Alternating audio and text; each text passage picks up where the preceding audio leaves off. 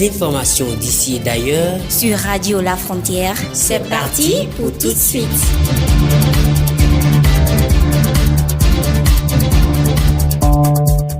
Radio La Frontière, le journal.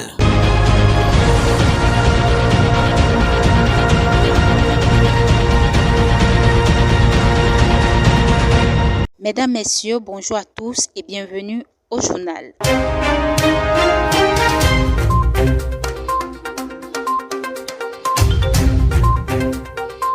Au sommet de ce journal, concours militaire au Bénin.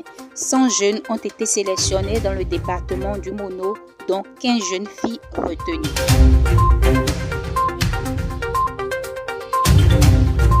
Au Togo, la campagne de l'élection présidentielle est lancée officiellement le jeudi dernier. Foya Singbe, candidat à sa propre succession pour un 4e mandat. Il est en lice avec 6 autres candidats, dont le leader de l'ANC, Jean-Pierre Fabre. Vous aurez plus de détails dans ce journal.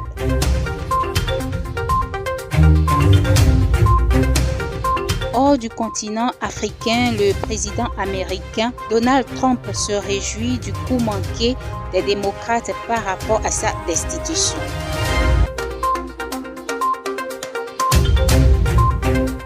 Ainsi se présente la charpente de ce journal. Installez-vous confortablement pour le développement.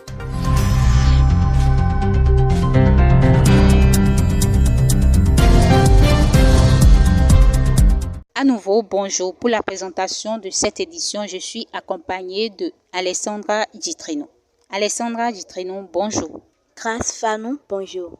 Le téléphone portable occupe une place très importante dans notre société. Cet appareil a révolutionné les moyens de communication et permet à quiconque de posséder un de pouvoir communiquer avec n'importe qui et n'importe où. Plus de détails avec Alessandra Gitrino. Le téléphone portable est devenu de nos jours un outil indispensable dans la vie active. Il nous permet de joindre toute personne de près ou de loin. Grâce à ce moyen, nous pouvons faire la publicité de nos produits à travers les réseaux sociaux comme Facebook, WhatsApp et Messenger. Quand nous parlons du monde comme village planétaire, le téléphone en constitue un facteur influent. Pour preuve, dans des fractions de secondes, on peut joindre facilement une personne au-delà des délimitations géographiques de la distance qui ne constitue plus une entrave dans les communications. De même, avec les réseaux sociaux, les messages et informations circulent fluidement. Il n'y a plus nécessité de se déplacer pour certaines opérations, sauf celles qui requièrent le contact physique. Aussi, la possibilité de faire des recherches sur le téléphone portable constitue-t-elle un atout qui rend le téléphone important dans la société actuelle? Le téléphone portable n'est pas seulement un moyen de communication, il est aussi un objet que les utilisateurs s'approprient très facilement. Ainsi, cet appareil peut devenir pour certains un journal intime dans lequel on stocke des dossiers personnels comme des images photos ou vidéos qui peuvent constituer des souvenirs pour l'utilisateur. Passer une journée sans portable aujourd'hui constitue un grand fléau pour certaines personnes. Par contre, d'autres n'exagèrent pas. Mais sa popularité est due parfois aux effets de mode et de groupe liés à cet objet. Le téléphone portable utilisé à des fins beaucoup moins professionnelles, il permet à certains individus de pouvoir être connectés en permanence à Internet. L'ennui, le manque d'occupation sont quelques phénomènes qui poussent certaines personnes à s'attacher à leur portable. Nous pouvons dire que c'est bien possible de se priver de cet outil, ne serait-ce qu'une journée. Il est vrai que pour un attaché et un habitué au téléphone portable, ce serait peut-être une utopie d'y penser. Et c'est là le problème majeur, l'addiction au téléphone portable. Parfois, c'est l'ennui ou le manque d'occupation qui conduit à un attachement excessif au téléphone portable. Et cela devient une routine. Mais quand on est réellement chargé et occupé, on éteint le téléphone, soit on le met carrément de côté pour une meilleure concentration. Comme moyen de communication, il est aussi un moyen qui fait perdre assez de temps si l'on se donne à cet outil. Faites donc un effort pour ne pas être un esclave du téléphone portable. Je l'annonçais en titre concours militaire au Bénin, précisément dans le Mono. 100 jeunes ont été sélectionnés, dont 15 jeunes filles retenues, suite à l'évaluation sportive qui s'est tenue le lundi 3 février dernier. Les candidats au concours de recrutement des militaires au profit des forces armées béninoises ont effectivement pris part aux épreuves sportives lundi dernier. Au terme de la première phase du concours, 100 jeunes, dont 15 jeunes filles, ont été retenus.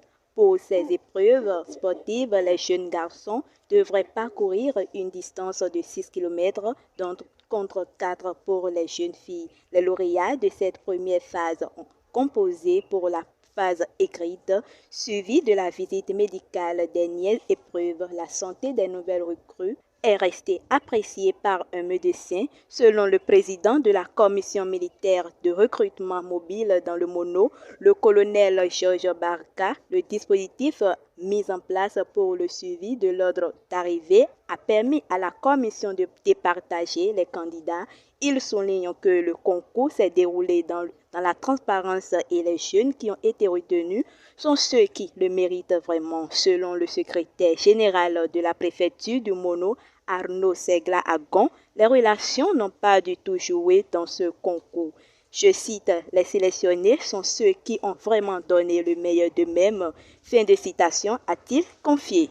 Toujours au Bénin, l'opération de libération de la berge lagunaire de Dantokpa conduite par le préfet Jean-Claude Kodia s'est heurtée à la présence du fétiche dent, occupant une partie de la berge. En dépit de cet obstacle, le préfet estime que cette opération ira jusqu'au bout.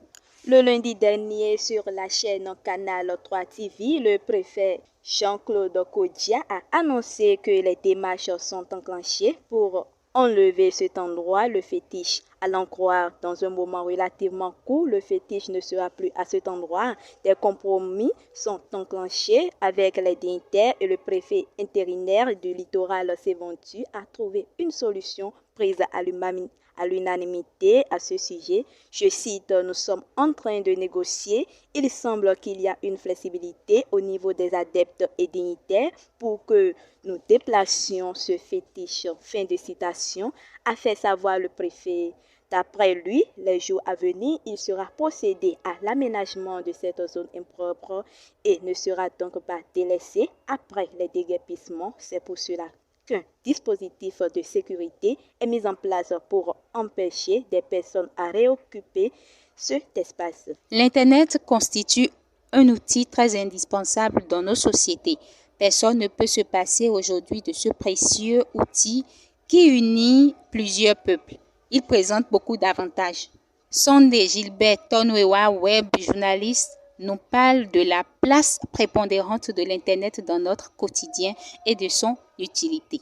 Dans la société moderne, l'Internet est indispensable à la vie. On ne peut plus séparer l'Internet de la vie du moment où l'Internet occupe une très grande place. Personne dans le monde actuel ne peut plus se lever, chercher à évoluer sans l'Internet. Il a rendu le monde en un seul village. Et en étant à l'extérieur, tu peux rester connecté avec tes parents. Grâce à l'Internet, nous exprimons librement nos idées. Nous publions nos photos, nos vidéos, les articles, nous partageons nos cultures avec le reste du peuple du monde. Nous faisons des appels vidéo, des appels téléphoniques avec la famille, les amis et puis les autres dans le monde. Nous restons chez nous et nous travaillons. Vous voyez, nous envoyons des courriers, nous rédigeons des articles. Tout ça, ce sont des paramètres qui font que l'Internet occupe la plus grande place dans la vie des hommes. Le Conseil des ministres s'est réuni ce mercredi 5 février 2020 sous la présence de M. Patrice Talon, chef de l'État. Au cours de cette séance hebdomadaire du Conseil, plusieurs décisions ont été prises.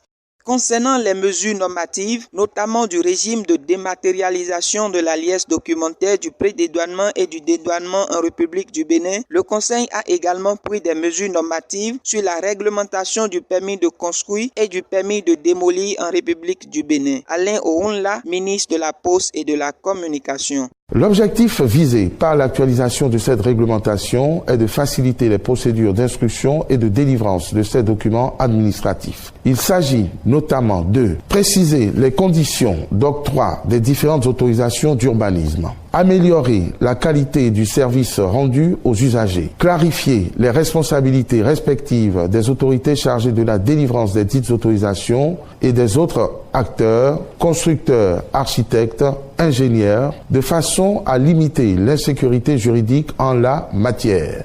Dans les mesures de communication, le Conseil a autorisé la création de la zone économique spécialisée de Glodjibé et autorisation de participation de l'État dans la société chargée de sa gestion. Aussi, la contractualisation des travaux connaissent à l'aéroport international Bernardin Ganti de Cotonou. Alain Orunla, ministre de la Poste et de la Communication. D'ici à la construction de l'aéroport international de Glodjibé, le gouvernement a décidé d'entreprendre des travaux au niveau de celui de Cotonou. Les aménagements visent à donner une nouvelle dimension à l'ensemble des installations de la plateforme aéroportuaire, à améliorer les services aux passagers et à le conformer davantage aux standards internationaux.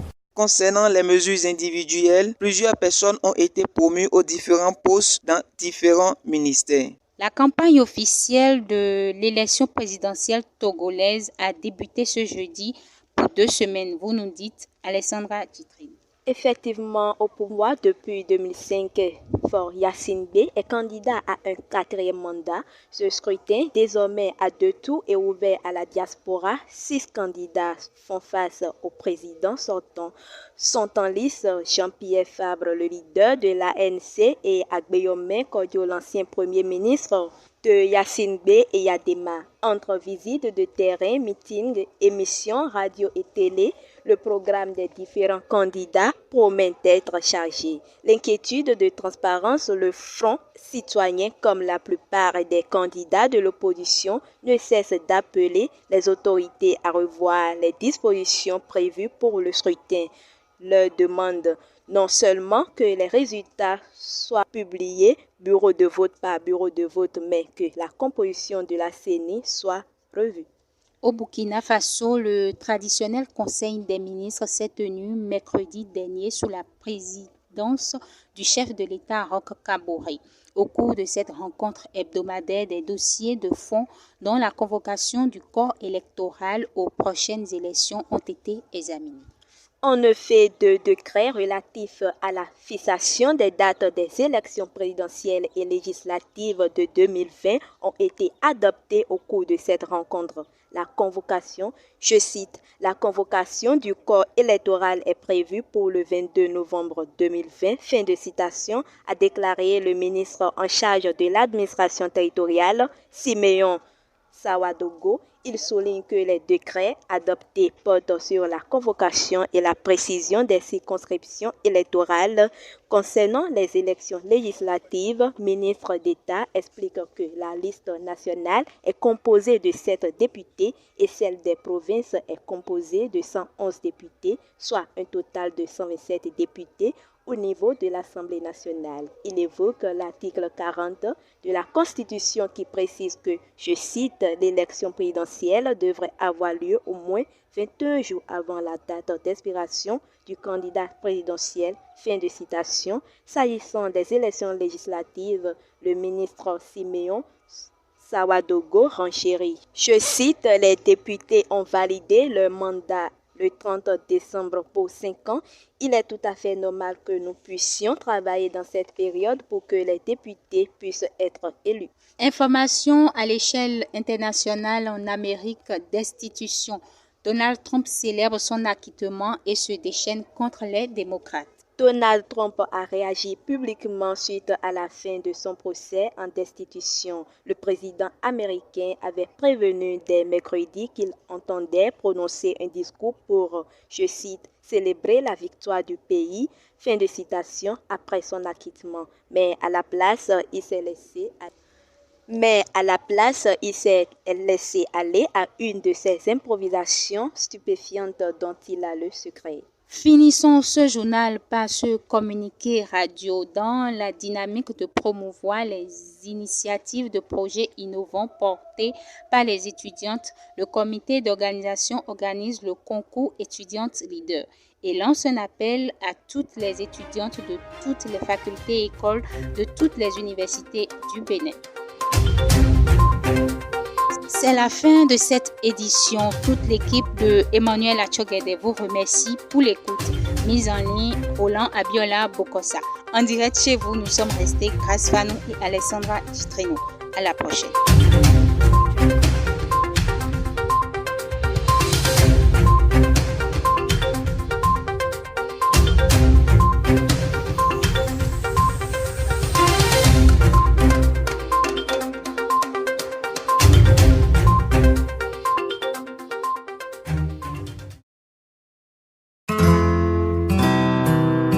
Tout de suite, l'espace publicitaire sur votre radio.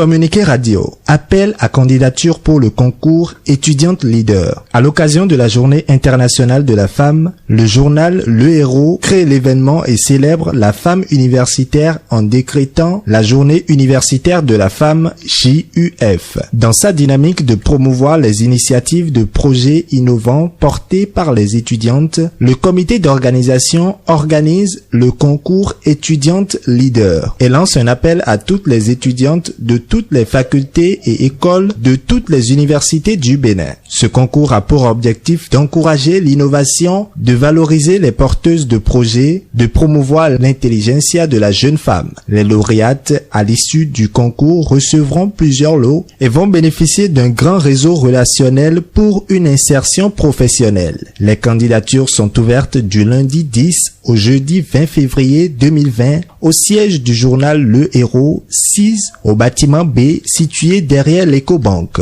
Pour les conditions, les pièces à fournir, les candidates doivent être étudiantes et disposer de leur fiche de préinscription valide, disposer d'une carte d'étudiante, disposer d'une carte d'identité en cours de validité, adresser une demande de motivation au directeur de publication du journal. Prévoir des frais d'inscription qui s'élèvent à 500 francs CFA. Pour tout renseignement, se rendre au siège du journal Le Héros, 6 au bâtiment B, situé derrière l'Ecobank, ou contacter les numéros 66 66 49 13 ou le 66 12 77 26. A signé la présidente du comité d'organisation Islamia Oluwafemi Afo.